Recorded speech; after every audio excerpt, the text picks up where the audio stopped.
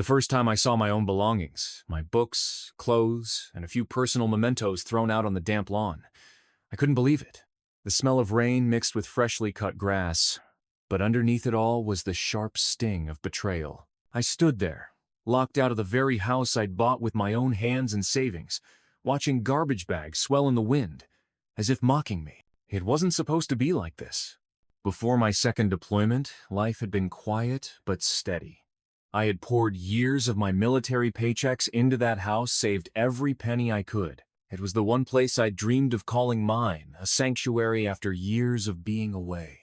The house sat on a sleepy street in a modest neighborhood, the kind where the sound of kids playing or the hum of lawnmowers formed a background soundtrack to everyday life. Victor and Diane, my parents, lived there. They didn't pay rent, not a single cent.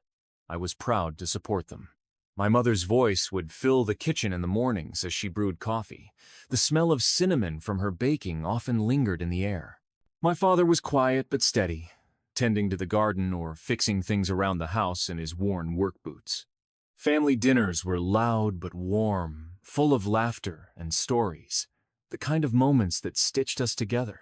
I remember the soft creak of the wooden floorboards beneath my boots as I moved through the rooms, the worn-out couch in the living room where Dad would sit and read the newspaper, the small desk by the window where I used to write letters home during deployments. This house held memories, a fragile tapestry, woven from years of shared moments.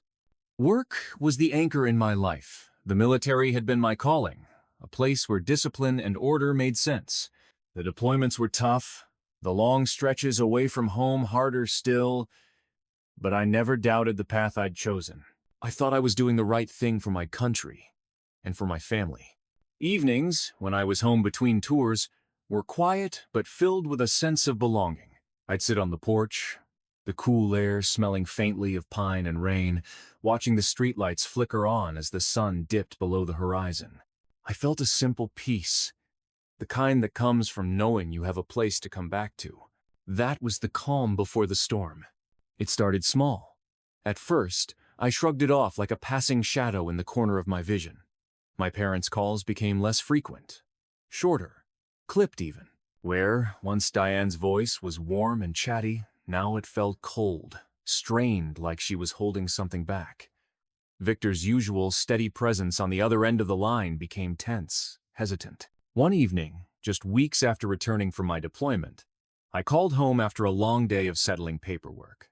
The phone rang longer than usual. When Diane finally answered, she sounded distracted, her tone flat. "I'm busy, Caleb," she said quickly, then abruptly ended the call. I stared at my phone, a strange knot tightening in my stomach. I tried again the next day.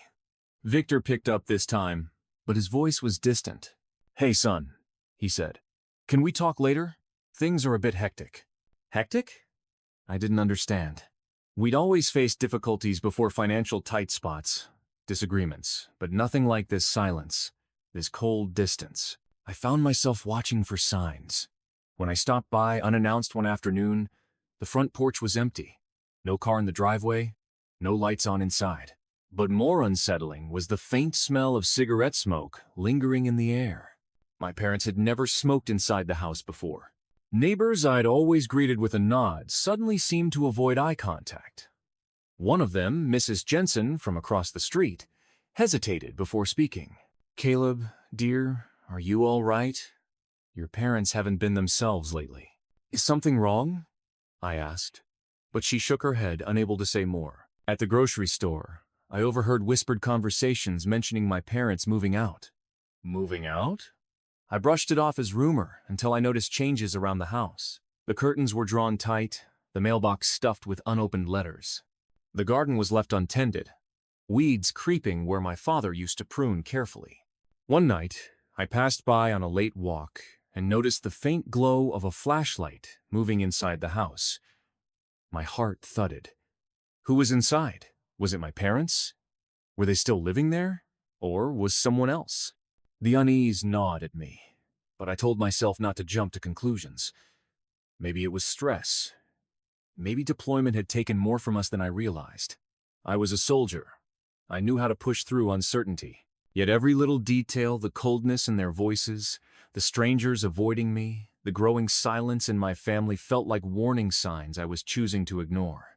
I wanted to believe this was temporary. I wanted to believe my family would come back to the warmth we once shared. But beneath it all, a quiet suspicion settled in my chest, unshakable and heavy. The day I was locked out wasn't sudden. It was a slow unraveling, like the final threads of something once strong snapping quietly in the wind. I had just returned from a short trip to the city to handle some paperwork related to my military benefits when I decided to stop by the house, my house. The sky was overcast, the air thick with humidity, and the faint scent of rain mingled with the sharp tang of freshly disturbed earth from the neighbor's yard work. As I reached the front door, my key refused to turn. A cold, sharp edge cut through me. I tried again. Nothing. I looked up and down the street, no one around to help, no familiar face. The lock was changed. The door bolted shut. I knocked. Loudly at first, then with a desperate rhythm, no answer. Then, I heard voices inside, soft, tense, familiar voices. I stepped back and circled to the side window. The blinds were closed, but not tightly. Through the small crack, I caught a glimpse. My parents, Victor and Diane. They sat at the kitchen table, sorting through piles of my things, my clothes, my books, a laptop. Each item was stuffed roughly into black garbage bags. Their faces were set, cold, almost grim. Diane looked up, meeting my eyes through the window. There was no recognition, no remorse, just icy defiance. I pushed the door with more force, and this time Diane came to the door, her expression hardened. "Caleb," she said, voice steady but sharp. "You're not welcome here anymore." I blinked, stunned. "What? Why? This is my house. I bought it. You live here rent-free." Victor appeared behind her, arms crossed. "That was then," he said flatly. "You're a freeloader. You never visit. You leave us to deal with everything." The words hit like a blow. I swallowed hard, trying to keep my voice even. "I'm deployed half the year. I'm serving my country." "And you think that excuses treating us like this?" Diane snapped. "We raised you. We deserve this house." I shook my head, feeling the rising tide of disbelief and betrayal. "How can you say that? I paid for this place. With my own money." Victor stepped forward, his eyes cold. "You think we care? You left us behind. You're just another soldier who forgets where he came from." I swallowed the lump in my throat, fury and heartbreak swirling together. "I'm your son. I did this for all of us." Diane spat out the words like venom. "No, you did it for yourself. We're done with you." They slammed the door in my face. I stood there, the rain starting to fall in fat, cold drops. The smell of wet earth filled the air, but inside me, everything felt dry and empty. That night, I sat on the curb across the street, staring at the house bathed in yellow porch light. My belongings in garbage bags on the lawn. The lock changed. My family turned against me. I called a lawyer. The lawyer's office was a quiet place filled with soft lighting and the faint scent of leather-bound books. Sitting there, hearing the legal jargon and the cold practicality of eviction notices, I felt a strange mix of resolve and sadness. I never imagined I'd be in this position suing my own parents, asking a court to remove them from a house they'd lived in for years. But the facts were clear. The house was mine, bought with my savings from deployments, paid in full. They had no right to lock me out or claim ownership. My lawyer explained the process patiently. "We'll file for eviction due to unlawful possession. They're trespassing. And you have legal grounds." I nodded, swallowing the lump in my throat. This wasn't about winning a legal battle. It was about reclaiming what was mine and setting boundaries that my parents had long ignored. I wanted to believe they'd see reason, that the family bonds would prevail. But deep down, I feared the worst. The eviction notice was delivered. I watched as the tension grew, phone calls went unanswered, visits were met with cold silence. The day of the court hearing, they barely looked at me. Diane's eyes burned with something like hatred. Victor's jaw was clenched so tight I thought it might crack. The judge ruled in my favor. The eviction was granted. But winning felt hollow. The next morning, I arrived at the house only to find the front door ajar. Inside, chaos. They had stripped the place bare. Kitchen appliances, the stove, the refrigerator, even the dishwasher gone. Cabinets emptied, fixtures torn from walls. The toilets? Missing.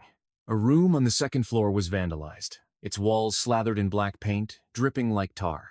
I walked through the wreckage. The smell of paint fumes thick in the air, mixed with the stale scent of dust and abandonment. I couldn't understand how they could do this. How could my own parents destroy a place they'd lived in for years? I felt numb, the betrayal cutting deeper than before. I documented everything, photos, videos. The lawyer advised me to file a suit for damages. Family calls came in, waves, relatives pleading for me to back down, to forgive, to keep the peace. But I knew peace couldn't come from silence and denial. This was about accountability. The suit was filed. The evidence was clear. Months later, the court awarded me a judgment for over $19,000 to cover repairs and losses. Victor's wages were garnished, his paycheck diminished by court orders. The family pressure intensified. Some called me cruel. Others whispered about a son who'd turned his back on his parents. But I stood firm. Eventually, Victor and Diane were evicted from their rental home, reduced to a single, small room in a shared house. I heard about their struggles, the phone calls from distant relatives asking for help. I felt no joy in their downfall, only a sober understanding that this was the cost of their choices. The ripple effect of the eviction and lawsuit spread quietly through the family, like a slow-moving current pulling at everything in its path. Some relatives took sides, others avoided both me and my parents altogether. Family gatherings grew awkward or simply stopped happening. The warmth that once filled those rooms was replaced by cold silence. At first, I felt isolated, like I was being punished for standing my ground. But with time, I began to understand that this distance was a necessary space, a buffer to heal wounds that ran deep. Victor and Diane's financial troubles were no secret anymore. Their eviction from the rental was a public matter, whispered about in the neighborhood. They were reduced to sharing a single room in a cramped house, far from the home I had fought to reclaim. Despite it all, I visited the house regularly, measuring progress as I repaired walls, replaced stolen fixtures, and cleaned the scars left behind. Each nail I hammered, each coat of paint I applied was an act of reclaiming not just the physical space, but my sense of self. I often caught myself reflecting on my mother Diane. She was, in many ways, a master manipulator. The way she twisted narratives, planted doubts in family members' minds, and played the victim was something I'd never fully recognized until I saw the truth laid bare in court documents and witness statements. The hardest part was accepting that this woman, the one who had been my protector and comfort, could be so ruthless when cornered. Yet, being held accountable for her actions was something she never faced before. The house was no longer just a building. It was a symbol of boundaries set and respect demanded. While most of the family shunned me, I found peace in knowing that justice had been served not in cruelty, but in recognition of truth. I moved back in slowly, filling the rooms with familiar things, but also new memories. The scent of fresh paint mixed with the lingering smell of wood and earth. The soft hum of a new refrigerator replaced the silence. At night, I'd sit on the porch, the cool air wrapping around me like a balm. It wasn't a perfect ending. Some relationships remained broken, some wounds still tender. But there was a quiet dignity in the knowledge that I had stood up for myself, that I had drawn a line that no one, no matter how close, could cross without consequence. In the quiet moments, when the house is still and the evening breeze carries the faint scent of pine through the open windows, I often find myself reflecting on everything that happened. I think about the price of loyalty and love, about the lines between family and self-respect, about how sometimes the hardest battles aren't fought on distant fields, but within the walls of the people who raised you. I learned that boundaries aren't walls meant to keep people out. They're fences built to protect what's inside, including your peace of mind. That justice isn't about revenge or cruelty, but about truth and accountability. My parents, flawed, complicated, human, were held to a standard they'd long evaded. And in that reckoning, I found my own closure. So, I ask you, when faced with betrayal by those you love, when loyalty becomes a trap, how far would you go to protect yourself? Would you stand firm and demand the respect you deserve, even if it meant breaking the ties you once thought unbreakable? Because sometimes, the strongest act of love is the one that saves yourself.